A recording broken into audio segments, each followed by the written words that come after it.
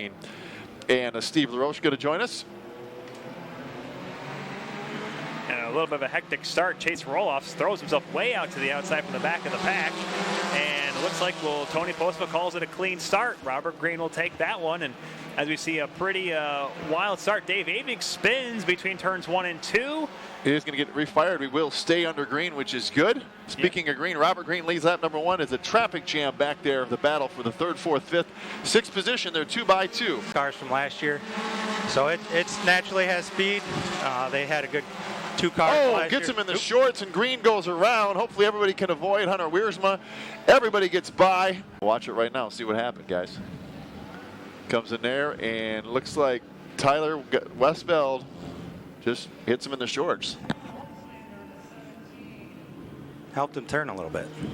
That's the best way to describe it, Dave. And Cole roll-offs a couple years back. Corey Holtslander in 2019. So lots to drive for him as DH3 gets a good jump on the restart here. Justin Roloffs goes 3 wide for a moment. Quickly shoots underneath both Westfeld and Hunter Wiersma for 3rd.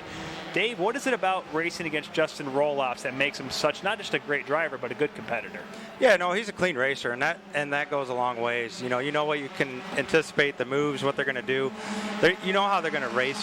5.5 seconds, absolutely gone. That's 1/3 of the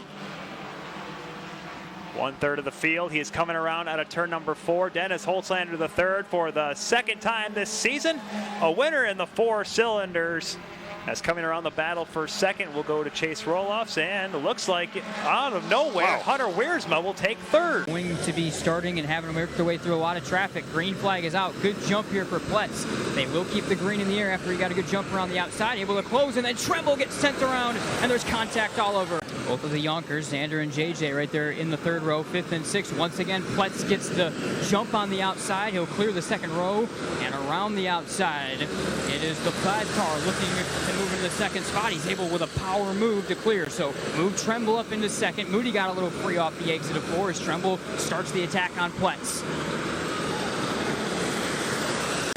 He's darn near swept the Saturday night program here at Berlin. Green flag in the air. Good jump for Tremble. He'll go to the inside. Shoves the nose in there.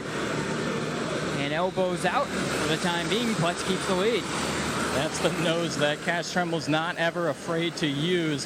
That 28 car is really looking strong as Cash Tremble's still trying to look on the inside, hitting his back rear left tire, and Cash Tremble moving a little bit of pace here, but he's trying to get back up to that 28. Pletz has had some pretty good speed getting the throttle down out of the corners, and he's been able to hold off Tremble. Some contact right there, doesn't matter. Keep the 28 ahead, one more lap, and now the attack might start for the 2nd position. Andrew Yonker starting to size things up. He goes to the inside of Tremble. He'll get the spot. White flag will be in the air for Blake Pletz. Xander Yonker now, his hands full with Tremble behind. A slide from Canterbury. They'll take the white. Here comes Pletz. He's got one of his best advantages yet. 6/10 of a second across the line. Pletz through 3 and 4. He had to hold off a large amount of assaults, but he makes it happen. Meanwhile, Jaden Osborne at the horn, able to get the final podiums in the race. 15 laps here, championship on the line. Sophia Slaughter will take the green flag, go door to door with Brian Vitale, who sweeps around the outside. There's some contact. He's able to hang on to it, and somehow they all keep it straight as Jackson Cook flies into the 2nd spot. Their elbows out all over. Well, we saw how important that clean air is out in front for these mini wedges. Once you get out front, it's pretty easy to use that speed of your car, so it was not surprising to see a lot of, the 38 from basically last to first in basically 1 lap. That has been his move all year long. He's been aggressive and able to pass cars. Does it one more time. This could be a championship-winning drive. Jackson Cook to the lead. 12 laps to go. He has to hold off Hudson Lynch. There's only 2 laps to go, 1 after this next flag. Lynch is right there. He has not given up the bumper. White flag in the air. He's going to have to be aggressive for the time being. Decides not to show the bumper. Here we go. One last chance for Hudson Lynch. Sizes him up. Gets the bumper in there. Sends Cook up the racetrack. Doesn't matter. From the back of the field, Jackson Cook goes to no, he doesn't. The caution flag came out for Epping at the back of the field first. All right, this is going to be fun. Jackson Cook, Hudson Lynch again. Lynch goes to the outside. Green flag and the white flag in the air. Good run this time for Jackson Cook. He will protect the bottom. He's going to make Lynch go to the outside. Bit of contact. Jackson Cook sweeps in front, and Jackson Cook will hold off Hudson Lynch. race officials are moving stuff along because weather is hovering around, so we'll get everything rolling as quick as we can. James Bond in the 00 -7. And Mike Ondag with a brand new car, 31, starts up front. He goes a little bit high on the start. Think about 3 wide. They kind of shove it back down there for a moment. Bond leaves lap number 1. Ondag gets loose. Everybody checks up, including Dave Cutler. DeMonte in that mix.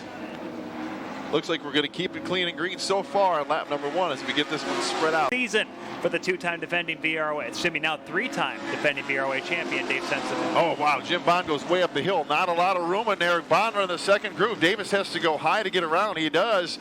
He's going to take Sensible with him. Jim Bond's car was dancing around a little bit in the heat. Does it again right there. We saw that in the heat race. Wireball gets on the brakes a little bit to keep from getting into Bond, and Tony Davis will resume the lead. Exactly. Yeah, I know a couple of weeks ago we had the same thing. As soon as that sun set, I told the guys, man, we got to pass for the lead Sensible to the inside of the 77. Yeah, in the weather conditions, there's a cold front off to our west here, and it's moving in. It's getting dark, and even more humid if that's even possible. Yeah, we'll see. They may not get to him in time. I think they're going to be just short of catching Gene first and having me a factor. Nope. As I say that, they might catch him. They did catch him. Too. Wow. They made a fool of me, but it's not going to matter. First gets out of the way, and Dave Sensiba.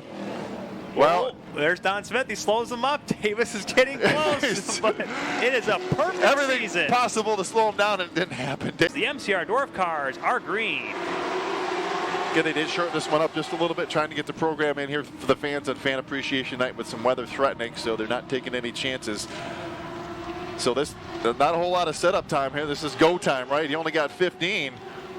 The heat races were 8, so this is just going to double. Look how close they get down into turn number 1. Zach Schlater's going to lead lap number 1, but everybody else is there, including Trinkline and everybody else. Trinkline, Nolan, you see on charge on the inside, Troy Hoffman falling back a little bit. Greg Stanley in the 2 car. Hoffman had to back out. Steve Schlater cut him off in that 92 car. Remember, that 92 was driven by Zach Schlater into the catch fence a couple weeks back.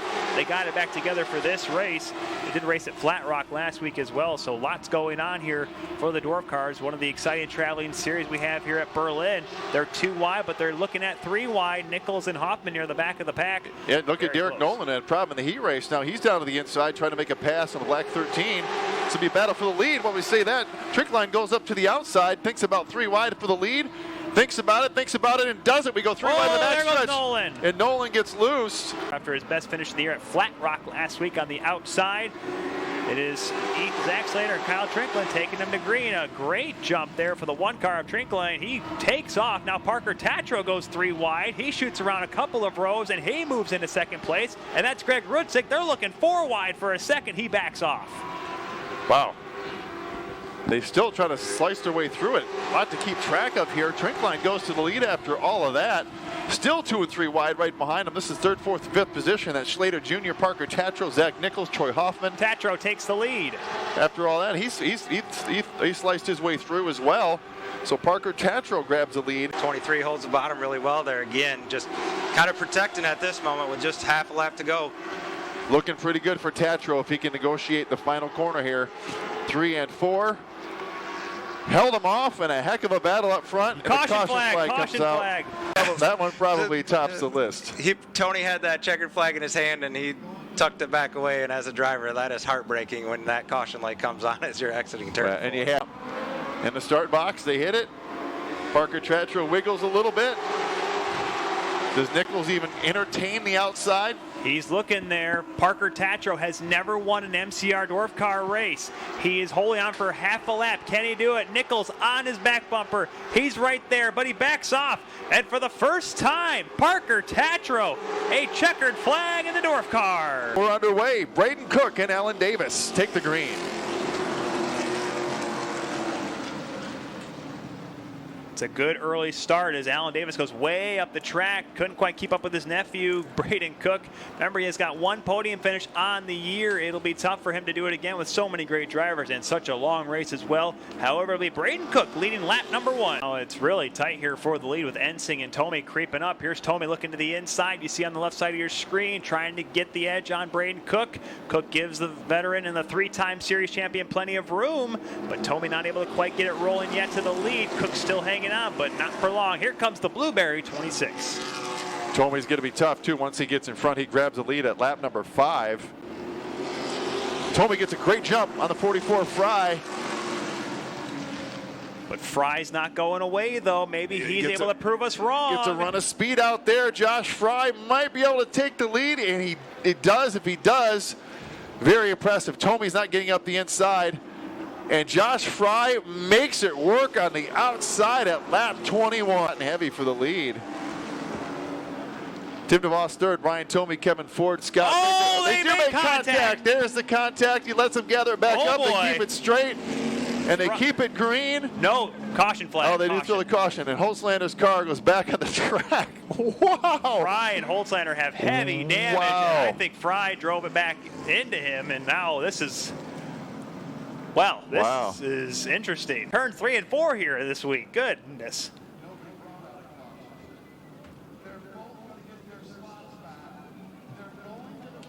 Jeff Striegel just said, I just heard him over the PA off to the side here, they are both going to get to go to the front.